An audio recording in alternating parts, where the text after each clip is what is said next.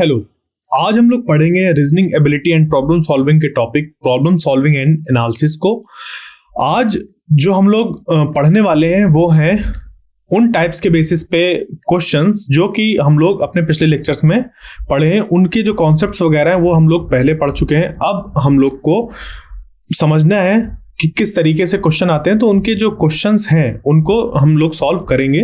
तो टाइप 1 और टाइप 2 को पिछले लेक्चर में हम लोग पढ़ चुके हैं। अब जो आज का लेक्चर है उस पर टाइप 3 टाइप 4 के जो सब टाइप्स हैं उनसे रिलेटेड 2 प्रॉब्लम्स को हम लोग सॉल्व करेंगे। ठीक है, तो जो हम लोग का पहला क्वेश्चन है वो है टाइप 3 एनालिटिकल पजल्स का, और उसका जो पहला सब टाइप है सीटिंग अरेंजमेंट, उसका पहला क्वेश्चन उसमें दिया हुआ है 6 friends P, Q, R, S, T and U are sitting around a circular table facing the center of the table। ठीक है, ये 6 दोस्त हैं P, Q, R, S, T and U। ये सब के सब बैठे हुए हैं एक सर्कुलर टेबल पे। ये सब के सब बैठे हुए हैं एक सर्कुलर टेबल पे। ठीक है, और उस सर्कुलर टेबल पे ये जो P, Q, R, S, T हैं वो सब के सब इधर फेस करके बैठे हैं।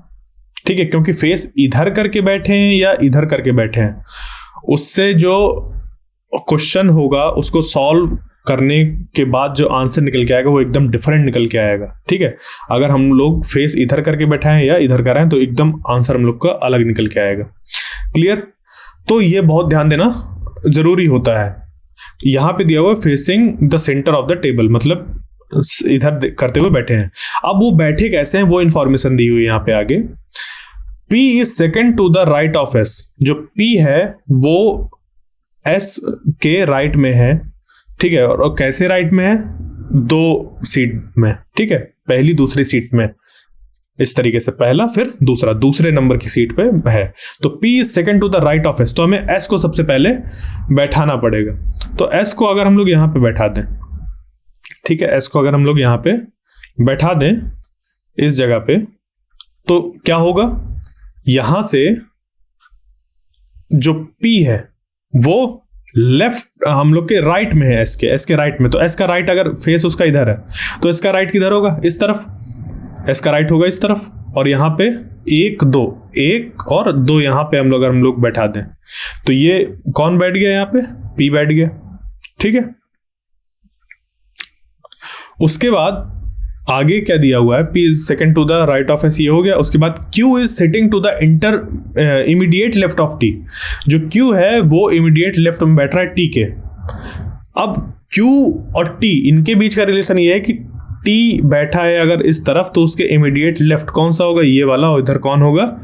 Q होगा। बट हमें पता नहीं है कि Q और T इनके रिस्पेक्ट में कहाँ है, तो फिर भी हम लोग क्या करते हैं, T और Q को ऐसे बना देते हैं। जैसे T यहाँ पे है तो जो Q है वो T के इमीडिएट लेफ्ट में है, क्योंकि इसकी ये इधर फेस करके बैठा हुआ है। तो फेस इधर अगर है तो हम लोग का जो लेफ्ट होगा वो इधर होगा। तो Q इज सिटिंग इधर, Q is sitting to the immediate left of T। ये जस्ट बगल में बैठा हुआ है। क्लियर? इनके बीच में कोई और नहीं आएगा। अब आगे इसके देखते हैं। P is sitting between R and U।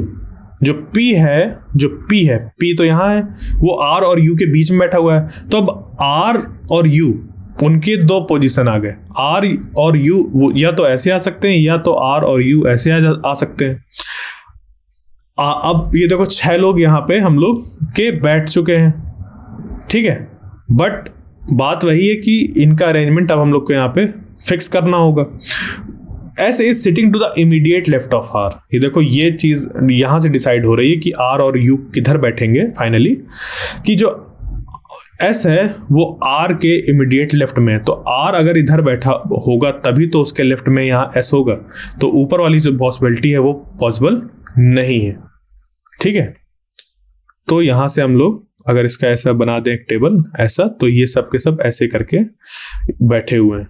ठीक, इधर फेस करके बैठे हुए हैं। अब आगे लिखा हुआ है who is sitting between P and S। तो P और S के बीच में कौन बैठा हुआ है? P और S के बीच में कौन बैठा हुआ है? R। तो यही हम लोग का आंसर हो जाएगा। क्लियर? इसी का सीटिंग अरेंजमेंट्स का अगला क्वेश्चन है हम लोग का question number 2। 8 friends ABCDEFGH are sitting anti clockwise in the same sequence around the circular table at equal distances from each other. इन्होंने बता दिया कि ये जैसे ये है ना, इसी सीक्वेंस पे एंटी क्लॉकवाइज डायरेक्शन में एक सर्कुलर टेबल के अराउंड बैठे हुए हैं, एक सर्कुलर टेबल के अराउंड ऐसे बैठे हुए। तो अगर यहाँ ए यहाँ से बैठना चालू किया तो उसके बगल में बी होगा, उसके बगल में सी होगा, उसके बगल में डी होगा, उसके बगल में ई होगा, इधर एफ होगा, ये इधर यहाँ पे जी होगा और यहाँ पे एच होगा। ठीक है, ये चीज ये बन गया यहाँ पे। उसके बाद all are facing the centre of the table, ये सब के सब किधर फेस करके बैठे हुए, इधर फेस करके बैठे हुए। ठीक ठीक है, ये सब के सब इधर फेस करके बैठे हुए। उसके बाद if G is sitting in the south east, अगर जी साउथ ईस्ट में बैठा हुआ है, जी को कहां बैठाना होगा, इस जगह पे। जी मतलब साउथ ईस्ट किधर होता है हम लोग का, ईस्ट इधर होता है। अगर डायरेक्शन हम लोग देखें पेपर में, जो हम लोग कन्वेंशन लेते हैं वो ये लेते हैं ईस्ट वेस्ट नॉर्थ साउथ। तो साउथ इधर है और ईस्ट इधर है, तो साउथ ईस्ट किधर होगा, इधर। तो जी किधर बैठा हुआ है, साउथ ईस्ट में बैठा हुआ है, तो जी को इधर बैठाना पड़ेगा साउथ ईस्ट में। तो दोबारा बनाते हैं हम लोग, इस पे 8 हम लोग के ऐसे खाने ऐसे बन जाएंगे जहां इनको बैठना है। ठीक है, तो जी को बैठा देना है कहां पे, साउथ ईस्ट में बैठा दिया, क्योंकि इधर ईस्ट है इधर साउथ है और ये हो गया साउथ ईस्ट। अब जी के आगे कौन बैठा है, एच, उसके आगे कौन बैठा है, ए, फिर कौन बैठा है, B C D E F, बन गए। तो अब हमें बताना है कि then in which direction A is sitting, A किधर बैठा हुआ है, ए बैठा हुआ है इधर पड़ता है हम लोग का नॉर्थ और इधर पड़ता है ईस्ट, ये है उसके बीच का, तो ये बन गया नॉर्थ ईस्ट। ये हम लोग का आंसर हो गया। क्लियर। अब आता है हम लोग का टाइप 3 एनालिटिकल पजल्स का जो हमारा दूसरा सब टाइप है, लॉजिकल ग्रिड्स। उसका क्वेश्चन पहला वाला हम लोग सॉल्व कर रहे हैं अब। तो इस पे क्या दिया हुआ है, study the given pattern carefully and select the number that can replace the question mark. तो ये पैटर्न हम लोग को ऐसा ग्रिड के फॉर्म में दिया हुआ है, इधर ये कॉलम बने हुए 3, इधर ऐसे रो बनी हुई 3 और उसमें मिलके बन गया सेल्स ऐसे। फिर उसमें यहाँ पे एक पैटर्न ढूंढना है और फिर बताना है कि क्वेश्चन मार्क को कौन रिप्लेस करेगा। तो देखो 14 और 28 इनके बीच में रिलेशन दिख रहा है कि 14 2 28। यहां पर 21 और 63 के बीच में रिलेशन है कि 21 इंटू 3 इक्वल टू 68। तो यहां पर 45 इंटू 2 3 यहां पे क्या आना चाहिए 4। अगर इसको हम लोग कर दें तो हम लोग का ये हो जाएगा 180। ठीक है, 45 इंटू 4 180।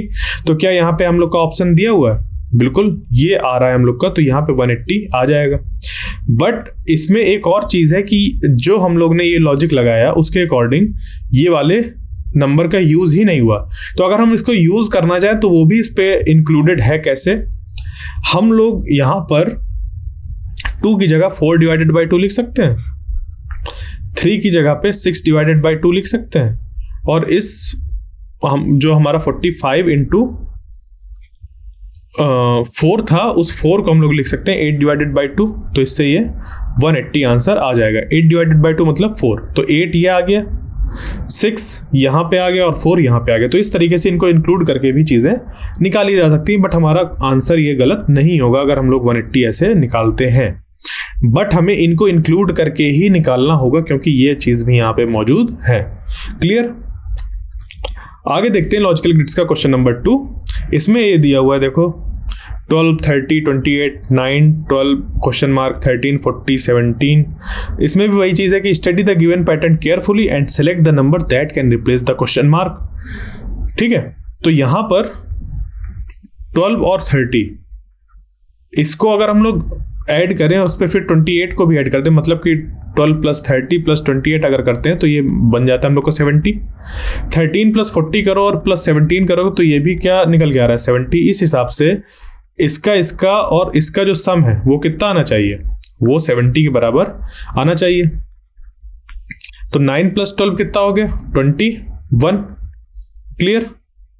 और इस पे क्वेश्चन मार्क को जब ऐड करेंगे तो अराउंड चाहे 70 के, तो 70 इज इक्वल टू हो जाएगा हम question mark is equal to हो जाएगा हम लोग का 70 माइनस 21। एक सिंबल की तरह यूज कर रहे हैं, एक्स लिख सकते हैं, कुछ भी लिख सकते हैं यहाँ पे, बट ऐसा सिर्फ एक सिंबल यूज कर रहे हैं। तो ये मतलब इसकी वैल्यू जो यहाँ पे है वो क्या निकल के आ गई 49। तो ये वाला आंसर हम लोग का सही हो गया। अब हम लोग का जो ये प्रॉब्लम है वो है टाइप 4 नॉन वर्बल रीजनिंग का पहला सब टाइप सीरीज कंप्लीशन का पहला क्वेश्चन। इसमें लिखा हुआ है select the figure that will come next in the following figure series. इस फिगर सीरीज में अगला कौन सा आएगा। देखो ये ऐसा एरो बना हुआ है, फिर ये इस पे 2 एरो है, इस पे 3 है, 4 है, तो इसका मतलब कि इस पे 5 एरोज आएंगे। अब देखो 5 एरोज किस पे, सब में 5 एरोज हैं, ठीक है। इसमें हम लोग के कितने हैं, 6 एरोज, तो ये तो हो ही नहीं सकता, ये वाला हो ही नहीं सकता। इसमें 5 है, इसमें 5 है, इसमें 5 है। तो अब देखते हैं दूसरा पैटर्न। इस पे देखो ये एरो जो है यहाँ पे फिक्स है सब में, तो यहाँ पे भी क्या होगा, फिक्स होगा। देखो ये जो 3 ऑप्शन है हम लोग के, पहला, दूसरा और चौथा, इनमें भी यहाँ पे फिक्स है चीज। आगे देखते हैं। उसके बाद ये इधर आया, फिर ये इधर आया, यहाँ पे था ही ये चीज फिक्स हो गई। जो एक बार आ गई वो वहां पे फिक्स हो गई। तो अगला वाला आ कैसे रहा है, एक बार ये ऐसा बना हुआ था, इसके यहाँ पे इधर ये वाला आया, उसके बाद हम लोग का यहां से यहां देखो क्या आ रहा है, इसके नीचे आया। उसके बाद ये क्या हुआ, अगला वाला जो है वो इस जगह पे आया, और उसके अगला वाला जो आएगा वो इस जगह पे आएगा। तो जो पैटर्न हम लोग का बनेगा वो ये बन जाएगा, ये और ये। तो ये किस पे है, ये हम लोग का पहले वाला है। ये हो गया हम लोग का पहला क्वेश्चन का आंसर, पहला नंबर जो पहला ऑप्शन था वो। अब इस पे हम लोग का सीरीज कंप्लीशन का जो क्वेश्चन नंबर 2 है वो देखते हैं। Select the figure that will come next in the following figure series. इसमें देखो ये एरो है, पहले देखो ये ऐसे है, ये ऐसे है, ये ऐसे है। इसमें क्या हो रहा है, ये जो सर्किल है एक बार इधर आ रहा है, उसके बाद ये वापस जा रहा है, तो इसका मतलब ये जो होगा सर्किल वो इधर फिर से आएगा। ये एरो जो है वो पहले इधर था, फिर इधर हुआ, फिर वापस हो गया, तो फिर से ये इधर होगा। एरो ये वाला किधर होगा, इधर होगा। ये लाइन एक बार ऐसे थी, फिर ऐसे हो गई, अब फिर से ऐसी थी, तो ये लाइन ऐसे हो जाएगी। उसके साथ ही ये स्टार पहले ये जो लाइन थी हम लोग की बड़ी वाली, उसके इस तरफ थे, फिर वो उधर चले गए। उसके बाद जब लाइन ऐसे हुई तो फिर इधर आ गए, तो ये जब लाइन ऐसे होगी तो ये स्टार यहाँ पे आ जाएंगे। तो इसका जो हम लोग का बन रहा है वो कौन सा बन रहा है, ये वाला। देखो ये एक स्ट्रेट लाइन, एरो इस तरफ, ओ इस तरफ या 0 इस तरफ, और ये 2 स्टार यहाँ पे। तो ये हम लोग का सही हो गया, सेकंड नंबर वाला ऑप्शन। क्लियर। अब चलते हैं आगे। क्वेश्चन नंबर हम लोग का जो 1 है 4.2, मतलब कि इमेज रोटेशन का जो सेकंड, ये सेकंड हम लोग का सब टाइप है, किसका, टाइप 4 नॉन वर्बल रीजनिंग का। तो उसका पहला हम लोग देखते हैं, इस पे इमेज रोटेशन वाला है। तो select the figure that will come next in the following figure. इसमें आगे कौन सा आएगा, देखो ये यहां था, फिर इधर हुआ, फिर इधर हुआ, फिर उसके बाद इधर हुआ, फिर उसके बाद इधर हुआ। तो अब आगे क्या होगा, तो देखो इनके बीच में कितना यहाँ पे ये जंप मार रहा है, हाँ ये चीज।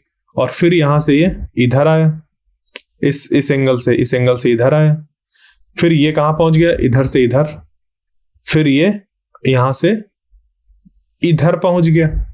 तो देखो ये कितने डिग्री का एंगल है, ये है कुछ 40 90 डिग्री का यहाँ पे ये एंगल है, ठीक है। यहां से देखो ये 90 डिग्री से क्या है, ज्यादा है। 90 डिग्री से यहाँ पे ये वाला जो एंगल फॉर्म हो रहा है यहाँ पे, यहां से इधर जाने का, ये ज्यादा हो रहा है ये। उसके बाद यहां से ये इधर गया, तो ये फिर से 90 है, ये वाला एंगल यहां से इधर जाना। उसके बाद ये यहां पर फिर से यहाँ पे ये बनेगा, यहां पर इधर से इधर जंप, देखो 90 से ज्यादा जंप किया ये, ठीक है। 90 प्लस 45 तो 135 डिग्री यहाँ पे जंप किया। उसके बाद यहाँ पे ये क्या करेगा, 90 डिग्री यहाँ पे फिर से जंप करेगा। तो 90 डिग्री जब यहाँ पे जंप करेगा तो एरो आ जाएगा इस तरफ। क्योंकि यहाँ पे यहां से यहां जब गया था, यहां से यहां जब गया तो ये कितने डिग्री का किया, 90 डिग्री। यहां से यहां 135, यहां से यहां 90, यहां पे इसने 135 फिर से किया, तो ये वाला जो अगला वाला आएगा वो कितना होगा, 90 डिग्री का जंप। तो यहां से वो ऐसा एंगल बन जाएगा 90 डिग्री का। क्लियर।